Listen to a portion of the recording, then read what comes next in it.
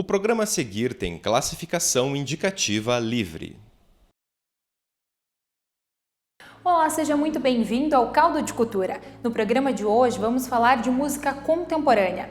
Esse estilo começou no século XX e trouxe a música erudita, experimentalismo e novos desafios. É o que você acompanha no nosso programa de hoje e ainda tem mais.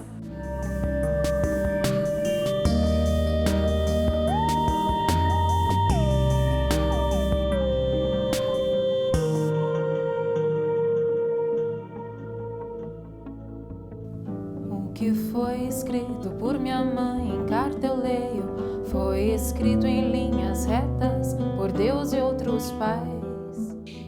E eu já tinha uma personagem pronta, madura, e aí me deu um estalo, inicialmente apenas por um conto, mas como sempre acontece com ela, acabou virando uma narrativa mais longa.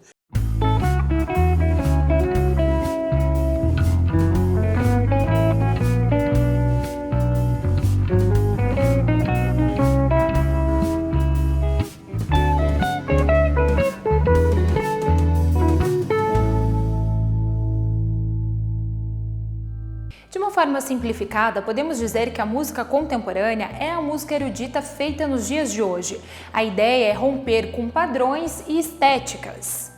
Um tipo de criação musical que teve seu nascimento no início do século XX, que provocou diversas mudanças, inclusive na concepção e nas definições do que é arte. De certa forma, a gente pode talvez tratá-los como sinônimos, né? Então, uma música contemporânea, ela faz uma alusão à música feita hoje, né? E o conceito de música nova é justamente que, já que ela é feita hoje, ela se propõe a fazer uma coisa com uma certa inovação, não no sentido evolutivo, mas no sentido de trazer sempre uma ideia, uma proposta nova. Hoje, por exemplo, Beethoven é considerado um compositor de vanguarda, né? Na época dele, ele era um contemporâneo, né? Ele fazia uma música que desafiava um certo modelo já digerido e já quase que comercialmente difundido, né? Existem vários exemplos na história da música de compositores que eram compositores de vanguarda, né? Então isso sempre teve, né? Isso foi muito ampliado no século XX, né? Então o século XX se firmou como um século de uma nova música, né? Porque tiveram muitas contribuições, né?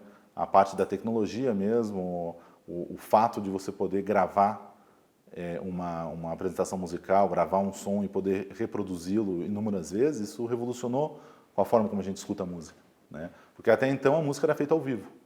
Um dos maiores especialistas neste estilo musical, o pesquisador Paul Griffiths, diz que uma das características da música contemporânea é o rompimento com padrões e estéticas tradicionais.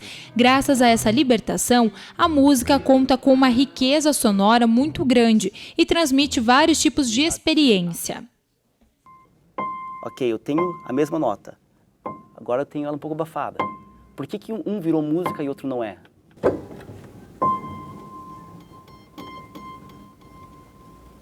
Então eu fiz uma coisa agora que o piano não fazia, que é depois de tocar a nota eu cresci, expandindo uma técnica, né? Então o limiar para isso é só um limiar de costume, né? Claro que no começo diz, não, isso aqui é música, isso aqui não é, isso aqui é ruído. Então, a gente tem que questionar tudo isso, dizer onde é que está a diferença entre uma coisa e outra. Porque o que é uma técnica estendida numa geração vira uma técnica padrão na outra. Toda esta ruptura com os estilos tradicionais passa por um marco importante, a gravação das músicas em vinis. A partir do momento que a música passa a ser um produto, as lógicas de consumo em relação a esta arte mudam. O que acontece no século XX é que tem um fator vital, é que entra a ideia de reprodutibilidade técnica, né? Para usar os termos de Walter Benjamin e tal. Então, até o começo do século XX, se você queria música, você tinha que fazer música. A partir da invenção do rolo de cera e depois do vinil e tudo isso, você pode gravar a música e as lógicas de consumo mudam completamente. Então, tem um texto clássico de Adorno, na década de 50, ele fala no fetichismo da música e regressão da audição, em que é engraçado que ele está falando de música clássica, está falando de Beethoven, Bach, essas coisas, mas de que em vez das pessoas irem para o concerto ouvir, elas consideram que você ter uma gravação de uma versão facilitada é o consumo da própria música. quando na verdade você começa a ter uma relação de fetiche com a música. Então, quando as pessoas comparam, por exemplo, sei lá, música clássica e música popular, e querem comparar como era, sei lá, no período barroco, que tinha gente tocando na corte e tinha gente tocando nas ruas. Mas não é a mesma coisa, porque essa ideia de reprodutibilidade técnica não existia. E isso não aconteceu de forma tão impactante, eu acho, para a relação da sociedade com a arte e nas artes plásticas. A fotografia já tinha antes essas coisas. Então, você não tem, digamos... Você até tem, mas é um pouco mais fraco, assim. Você não tem um grande artista pop como você tem uma grande banda. Né? Tipo, tudo bem, você tem, sei lá, desde o Andy Warhol que discute isso, mas ele sempre discute trazendo para o campo da arte. Né? Ainda assim, para você ver o Andy Warhol, você vai no museu ver o Andy Warhol. Né? Agora, no campo da música, se a gente está comparando com um estádio cheio, é uma comparação desleal, entendeu? Então, não é tanto que a música ficou para trás, quanto que surgiu uma outra categoria de coisas que fez com que a gente mudasse de perspectiva. Um movimento inovador que possibilitou o artista encontrar sua voz no mundo e mais, explorar ao máximo as possibilidades dos instrumentos. Todas as gerações faziam música contemporânea, até que você tem esse advento da gravação e da percepção do cânone como uma coisa que se estrutura para além do seu tempo, e a gente sente necessidade de dizer, não, pera, a gente não está fazendo música clássica, ou seja, a música que já está valorizada como algo positivo, né? Quando a gente fala de clássica, a gente fala de greco-romana, a gente fala dos valores que não mudam, né? Da proporção áurea, do equilíbrio, essas coisas. Né? E dizendo, não, pode até ser que vire clássica, pode até ser que eu estou pensando em categorias clássicas, mas ela é contemporânea porque eu estou fazendo ela hoje. Então, nesse sentido, não existe uma música contemporânea hoje que seja música contemporânea, se faz nesse estilo, segundo essas escolas e tal. Ao contrário, existem muitas variedades, existem músicas, compositores como, para dar um exemplo, assim, Arvo Pärt, por exemplo, compositor, que trabalha muito com música sacra, muito acessível. Então é uma música bastante consonante, mas ao mesmo tempo não é uma música que poderia existir. Então não é uma imitação de uma música mais antiga, porque as regras que ele usa são as regras dele. Então tem uma pessoalidade na invenção. Se essa invenção ela é mais chocante ou menos chocante, é mais vanguardista no sentido de propor uma coisa que nunca foi ouvida ou se vincula mais à tradição, é uma opção de cada compositor e que é uma libertação para o compositor, porque ele pode fazer qualquer direção. A gente faz uma pausa agora na música contemporânea para uma entrevista especial com o escritor Cristóvão Tesa, que está lançando um novo romance, A Tradutora. Bom, Cristóvão, você traz de novo uma personagem que já apareceu em outros romances, em outros contos, que é a Beatriz. O porquê de um livro agora com ela como protagonista? Todo mundo me pergunta por que voltou a Beatriz aqui na Tradutora. Na verdade, esse livro nasceu a partir da Beatriz. Quer dizer, um amigo me deu a ideia, disse, por que eu não coloco a Beatriz como intérprete aí nos preparativos da Copa do Mundo aqui em Curitiba, que ela é personagem já de um livro de contos, Beatriz, e de um erro emocional, ela é uma curitibana, trabalha com tradução, dá aula particular, né? E era da área de letras, então seria a pessoa ideal para isso. E eu já tinha uma personagem pronta, madura, e aí me deu o estalo, inicialmente apenas por um conto, mas como sempre acontece com ela, acabou virando uma narrativa mais longa, e aí eu coloquei outros, o livro foi ficando mais complexo, quer dizer, foram entrando outras perspectivas, né? Inclusive o livro que ela está traduzindo enquanto tem que trabalhar acompanhando lá o Eric Owes, que é o executivo da FIFA que vem a Curitiba, ficcional, né? Então assim que nasceu o livro. Bom, e tem uma reflexão filosófica por trás, até por conta desse livro que ela está fazendo a tradução, né? Como que é isso? É mais do que contar a história da Beatriz? Ali foi uma coisa que veio muito por intuição, que eu queria botar vários planos narrativos ao mesmo tempo, que era uma ação muito concentrada no tempo, são 3 dias, e imaginei, ela podia estar traduzindo um livro, esse livro entrar como parte do texto, né? Como integrado na cabeça dela, na cabeça da Beatriz num tempo. E aí surgiu a figura de um pensador catalão, também ficcional, chamado Filipe Chaveste, e que fala que é um pensador conservador, né? Ele mete o pau no Foucault, no pensamento da esquerda, né? das questões políticas, e também fala do futebol, ele é um pensador totalizante, assim, que fala sobre tudo.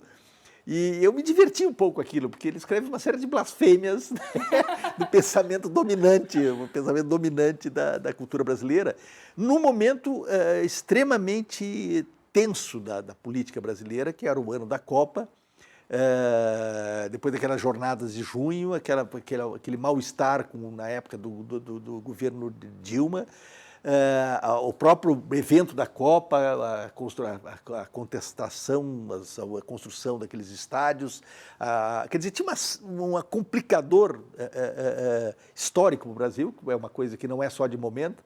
Às vezes as pessoas dizem assim, puxa, você está escrevendo uma coisa só de momento aqui, ninguém vai falar disso. Não, eu acho que esse período Dilma, isso vai ser daqui 150 anos, o Brasil vai estar discutindo isso aí, né, como discute até hoje o Marechal Floriano, outros. Então foi um momento histórico muito forte para o Brasil, né, um divisor de águas assim, poderoso.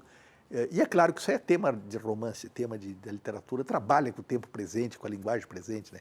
E o Chavez é um contraponto, porque ele é a expressão de um discurso crescentemente dominante, né, aquela questão dialética mesmo de ponto e contraponto, em que, por esgotamento de uma esquerda brasileira, que acabou se consubstanciando muito claramente, começa a surgir, se formar um discurso de contraponto, que o Chavez representa muito isso. Discussões filosóficas. Algumas coisas que ele diz me interessam muito de perto, de questão de natureza filosófica, eu tenho pensado muito nisso, lido muito ensaio, tenho voltado à questão de filosofia, que era uma coisa que me agradava quando jovem, que depois eu deixei para trás. Então foi um breve ensaio, assim, eu brinquei muito com essa ideia de encaixar aqueles pontos de vista. É um personagem a que eu quero voltar mais adiante, não quero abandonar completamente o Chavez, eu acho que tem um potencial ali que pode ser, num livro futuro, pode me render um outro livro, né? E as próprias reflexões da Beatriz também, né? Sim. Como uma mulher chegando aos 30 anos e Exatamente, todas as questões da vida. Porque a Beatriz é uma personagem muito, para mim, eu acho muito rica, é uma mulher sozinha, a família toda morreu num desastre de automóvel.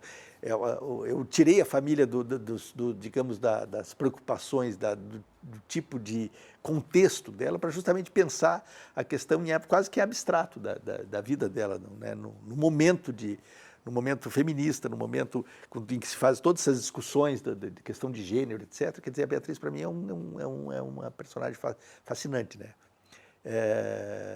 Tem uma empatia grande assim, com o universo dela.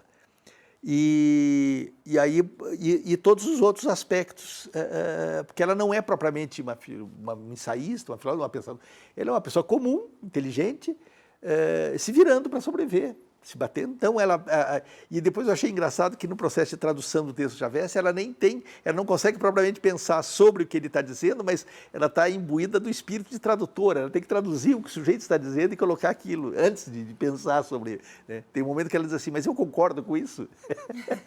Se concorda ou não. Então tem umas coisas ali que me atraíram muito como escritor, o próprio jogo com as palavras, a questão da tradução como a ideia de tradução como uma ideia forte de leitura do mundo, né? Quer dizer, na verdade, o que a gente faz ao pensar é traduzir. Entre o mundo e a nossa cabeça estão palavras, né? Essas palavras têm que ser pensadas, reviradas, etc. Então, é um livro que eu fui entrando assim intuitivamente nesse sentido. Bom, e como você já tem, né, trazido algumas questões do ponto de vista feminino, né, na sua obra, e mais uma vez esse romance traz à tona isso. Como foi para você colocar em prática esta questão? Eu diria que foi um lento amadurecimento para a questão feminina, porque, claro, você, para um narrador clássico, onisciente, aquele que olha de fora, que apenas conta o que acontece, não é tão difícil você trabalhar com uma personagem feminina, você conta fatos, você descreve, né?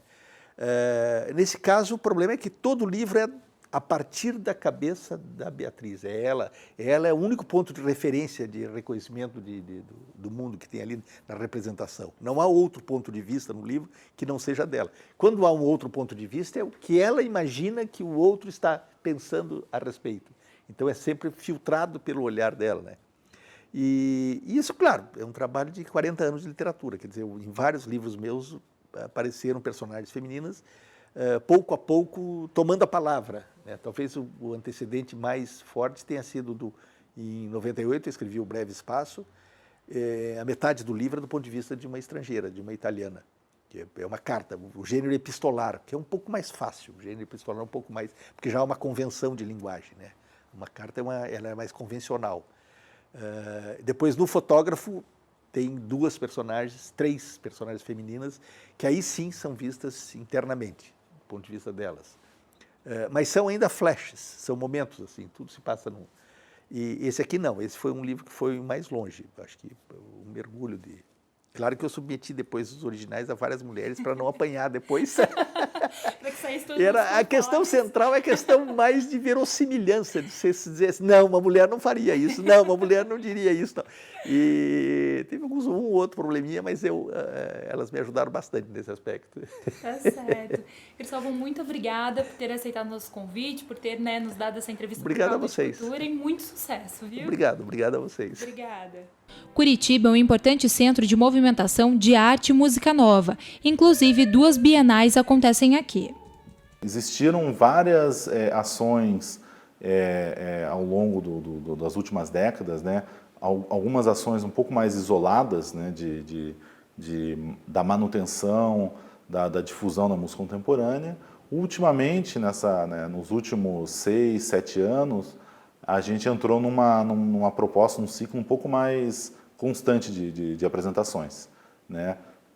Isso incluindo a questão institucional, né? Então, os grupos, né, eles estão institucionalizados. E para difundir a produção de música nova aqui em Curitiba, um grupo criou o Ensemble Mobile.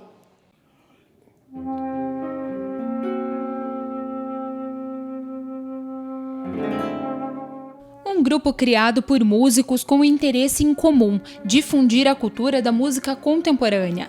O Ensemble Mobile surgiu em 2014 com as atividades do primeiro simpósio de música nova em Curitiba. Em 2014, talvez 2013, setembro, outubro, que eu encontrei o Felipe, que tinha tocado uma peça dele, e a gente começou a conversar. No ano seguinte, em 2014, se eu não estou enganado, teve a primeira edição do Simpósio Internacional de Música Nova, que eu tive a oportunidade de tocar no concerto de abertura junto com outro colega, e a partir dali a gente começou a pensar em criar o grupo, não é? E daí já tinha também um pessoal da percussão, e a gente juntou, e ali foi o embrião, assim, do Ensemble Mobile.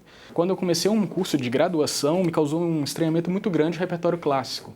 O repertório tradicional, o repertório barroco, e aí eu descobri na música contemporânea muitas coisas relacionadas com a música popular, na questão de performance, de ser, às vezes, um pouco mais livre, mais solto. Então, a primeiro momento, isso me fascinou mais, assim, nesse tipo de repertório. E daí eu fui desenvolvendo, fui conhecendo os compositores mais famosos, fui me identificando com uns.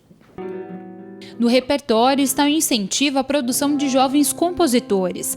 Assim, além de executarem peças já consagradas de músicos do meio, o grupo também abre espaço para a nova produção de música erudita. Eu acho que é uma necessidade e uma consciência que a gente tem da importância de fazer esse tipo de música. E o prazer que a gente sente também em realizar essas obras, essa relação com os compositores, essa troca de experiência, a troca de conhecimento, não é? A pesquisa, você sentar com o compositor e discutir sobre o que está fazendo, tentar compreender a música que está na cabeça dele, como você vai interpretar aquilo, como você fazer, é algo, do ponto de vista artístico, muito interessante. Uma forma de manter viva a música erudita e valorizar também as composições do nosso tempo. São as possibilidades novas que você tem do instrumento, mas a parte cognitiva também. É como ler. Algumas literaturas não são tão fáceis. Às vezes você vai ler Nietzsche pela primeira vez, é complicado, você tem que ler, tem que reler. É um processo de entendimento que pode ser difícil por um momento, mas tem um outro lado de prazer. Eu acho que isso é uma das coisas que eu gosto muito, né? E de você trabalhar... Você sair do comum e estar explorando sonoridades diferentes.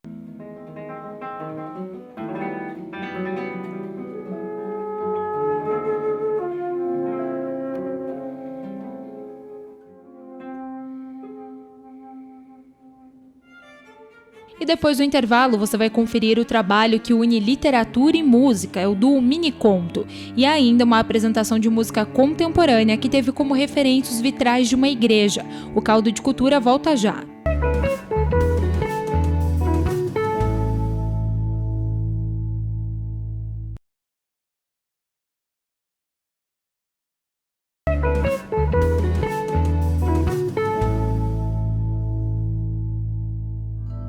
O Caldo de Cultura está de volta e nesta semana estamos falando sobre música nova. Mas agora a gente faz uma pausa para falar sobre um outro tipo de arte, é a gravura. Esta exposição aqui no Museu de Arte Contemporânea do Paraná reúne obras de artistas de todo o país para contar a trajetória das gravuras no Brasil.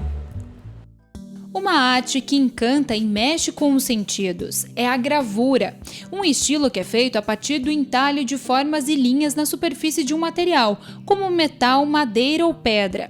Esta matriz faz uma espécie de carimbo no papel, que vira obra de arte.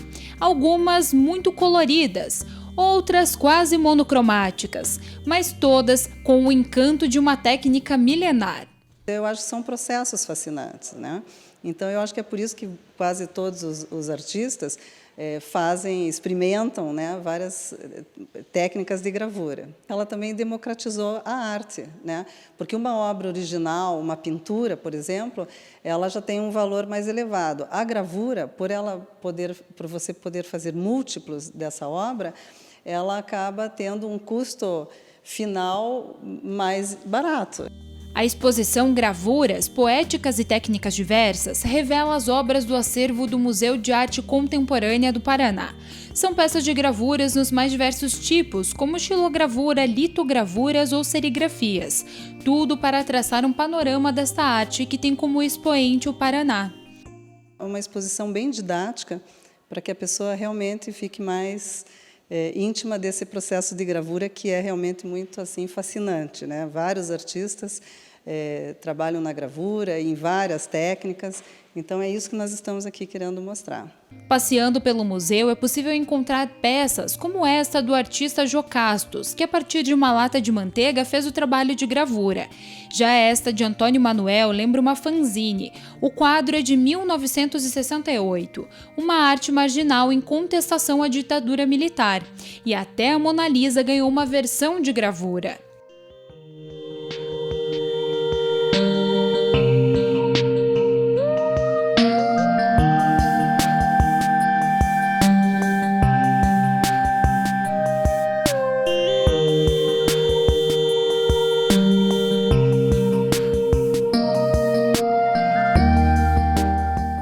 Nestes quadros, o encontro de duas artes ganha destaque. Nas gravuras de Samico, a lembrança da literatura de cordel, típica do Nordeste. A artista Tomi Otaki também encontrou na gravura uma forma de expressão.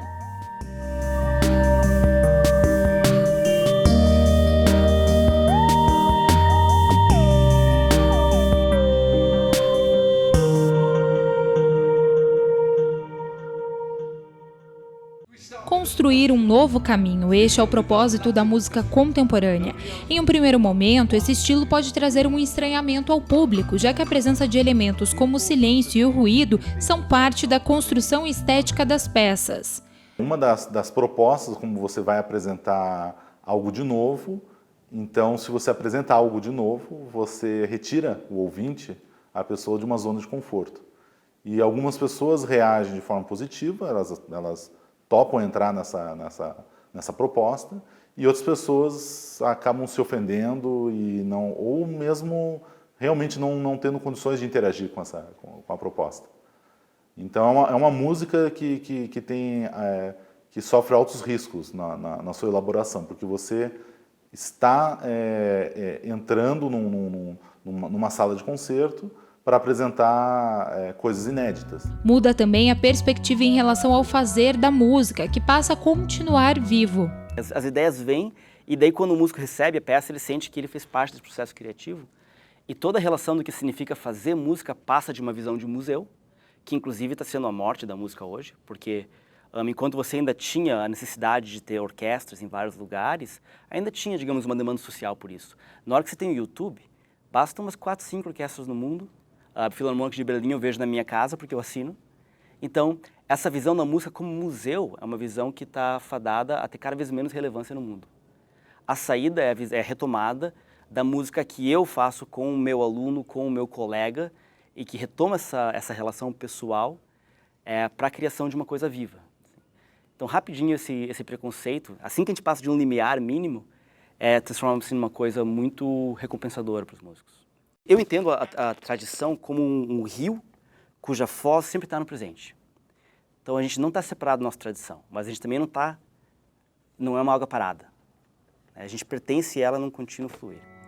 E um dos grupos que leva no repertório a música contemporânea é a Orquestra Filarmônica da UFPR. Em uma das apresentações, as janelas de uma igreja luterana serviram de inspiração. Assim surgiu o concerto Vitrais, que você vai conhecer agora. Delicados, mas imponentes. Os vitrais da Igreja do Redentor transmitem a sensação de bem-estar através das cores, da repetição e do ritmo que imprimem nas paredes. Eles foram a fonte de inspiração para o concerto de nome Vitrais, interpretado por solistas da Orquestra Filarmônica da UFPR. É um concerto bem aberto, no sentido de que ele é composto de vários fragmentos, como um vitral, tanto sobre os vitrais inteiros, que são as 4 cores, né, quanto sobre cada símbolo, com peças bem pequenas, que se repetem em combinações das cores. Então, de certa forma, o público vai lendo como um quebra-cabeça e vai contemplando até ter esse todo no final. A comunidade tem origem nos ensinamentos da Reforma Protestante, que remontam ao século XVI. O movimento teve início na Alemanha e foi liderado por Martinho Lutero. Aqui em Curitiba, tudo começou com a chegada dos primeiros imigrantes alemães. Na década de 1850, os imigrantes alemães que vieram para Santa Catarina, alguns deles resolveram também migrar para Curitiba e aqui se estabelecer nesse bairro, inclusive onde nós estamos, aqui se estabeleceram os alemães e em 1866 foi formada a atual comunidade do Redentor. Trazer a música erudita contemporânea para dentro da comunidade é um trabalho que o regente Márcio já vem realizando há mais de 10 anos, através do núcleo de compositores da comunidade do Redentor. A relação da música com a igreja é uma relação muito importante tanto para a igreja quanto para a história da música. Então, eu acho que é um encontro que é necessário promover. Mais do que comemorar os 150 anos de fé, a Orquestra Filarmônica da UFPR levou uma reflexão musical da história da comunidade através de uma composição fragmentada.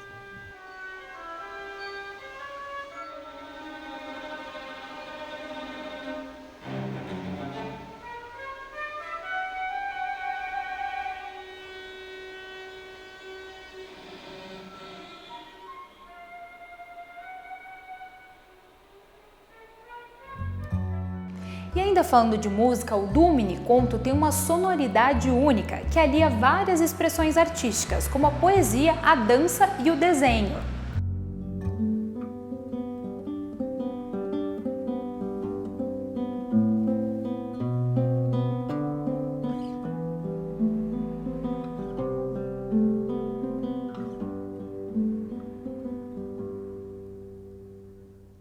O que foi escrito por minha mãe em carta eu leio, foi escrito em linhas retas por Deus e outros pais.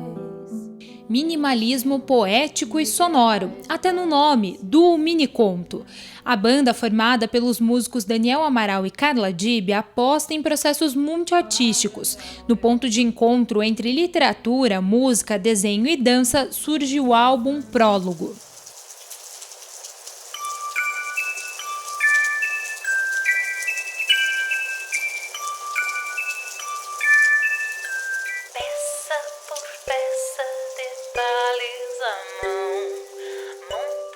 O foco do miniconto é propor possibilidades musicais através do estilo mini ou diminuto, que é usado tanto na quantidade de instrumentação quanto na minutagem das músicas, com arranjos e poesias especialmente elaborados. Apesar de às vezes não ser linear, porque as músicas elas não estão contando necessariamente uma história, mas elas unidas elas acabam remetendo a alguma coisa que pode se tornar. Então, eu acho que foi muito dessa união das poesias em sequência, que a literatura aparece ali viva, sabe? Os encartes do CD são todos desenhados para compor com a história proposta em cada álbum. A ideia é uma narrativa não linear, mas que se entrelaça ao longo do caminho. A gente faz um trabalho mais ou menos como joga pistas para os nossos ouvintes. Então a gente deixa toda uma tabela de pistas para eles, onde eles podem ouvir e colocar ali as referências uma com a outra. Peraí, mas esse arranjo soa muito parecido com esse. Essa fala da personagem está muito próxima. E se ele pega como o gabarito dele todos os desenhos, ele consegue traçar uma determinada linearidade. Uma linearidade não linear, né? Mas que dá para interpretar, dá para entender muito bem a história. Uma das músicas ganhou um clipe, onde Carla pratica ginástica rítmica. Foi bem demorado, mas foi interessante e ficou claro que é um esporte, né? Que a gente quis misturar essa questão do esporte e música, que já é uma coisa pouco realizada, ou se realizada, é realizada por baixo dos panos, porque o esporte nunca fica em evidência. Nesse caso, as duas coisas ficaram equilibradas, eu acredito, né? Quem sou eu? Quem sou eu? Quem não vi?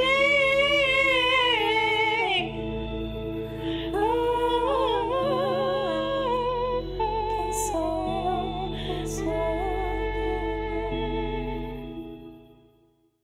O Caldo de Cultura desta semana fica por aqui, mas você pode conferir toda a nossa programação 24 horas por dia na internet. E na semana que vem, você já sabe, tem um encontro marcado comigo aqui no Caldo de Cultura. Até mais!